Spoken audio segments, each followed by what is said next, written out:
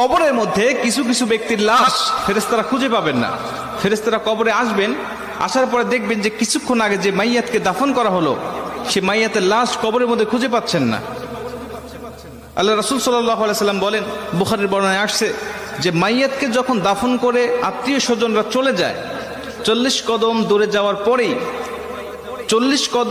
যাওয়ার পরেই তার কবরে ফেরেশতার আগমন হয়। দুইজন ফেরেশতা তার কবরে আসে।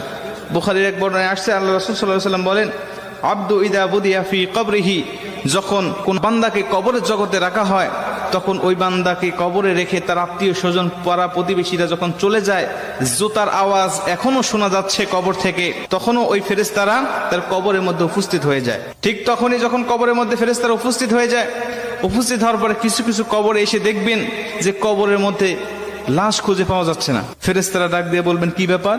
কিছুক্ষণ আগে একজন ব্যক্তির লাশ রাখা হলো, লাশটা গেল কোথায়? তারা তাকিয়ে দেখে যে বিশাল আকৃতির একটা পাখি কবরের মধ্যে শুয়ে আছে বা দাঁড়িয়ে আছে বা বসে আছে। পাখিকে উদ্দেশ্য করে ফেরেশতারা ডাক দিয়ে বলেন, পাখি, একটু আগে অমুকের সন্তান অমুক নামে একটা মাইয়াতকে এই কবরে রেখে গিয়েছে, ফুলান ইবনে ফুলান, অমুকের সন্তান অমুক এই কবরের মধ্যে শায়িত করা হয়েছে, সেই লাশটি গেল কোথায়? তুমি কি দেখেছো? পাখিটি ডাক দিয়ে বলবেন, হ্যাঁ আমি দেখেছি। কোথায়? বললেন, সে আমার ডানার তলে ঘুমাচ্ছে, আরামের ঘুম, প্রশান্তির ঘুম দিয়েছে, আমি তাকে কবর থেকে জাগ্রত করব না।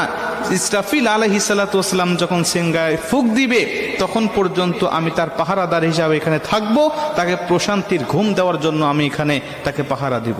মুসলমান ভাইরা আমার, ফেরেশতারা পাখিকে ডাক দেয়া বলবেন, পাখি রে, ওই ব্যক্তিকে একটু বের করে দাও, আমরা তাকে শুধু 3টা প্রশ্ন করে চলে যাব।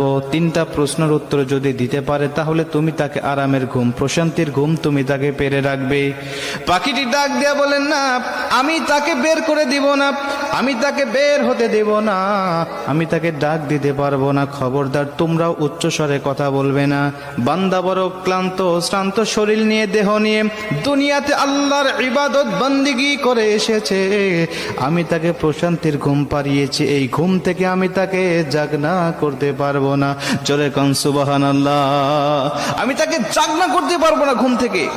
ফেরেশতারা ডাক দিয়া বলবেন, তোমাকে জাগনা করতেই হবে, কারণ আমি তাকে 3টা প্রশ্ন করব, তাকে রব সম্বন্ধে, দিন সম্বন্ধে আর নবী সম্বন্ধে তার কেমন ধারণা আছে, আমি তার কাছ থেকে এই জবাবদিহিটা নিতে চাই। তারপরে তুমি তাকে আরামের ঘুম, প্রশান্তির ঘুম তুমি তাকে পারাবে, যদি সে উত্তরগুলো দিতে পারে। আর যদি না দিতে পারে তাহলে তার কবরটা হবে জাহান্নাম, জাহান্নামের গর্ত, তাকে জাহান্নামের বিভিন্ন আযাবগুলো ভক্ষণ করতে হবে। মুসলমান ভাইরা আমার, পাখিটি সঙ্গে সঙ্গে ডাক দিয়া বলেন, ফেরেশতা, তুমি জানো না এই ব্যক্তিকে আমার আল্লাহ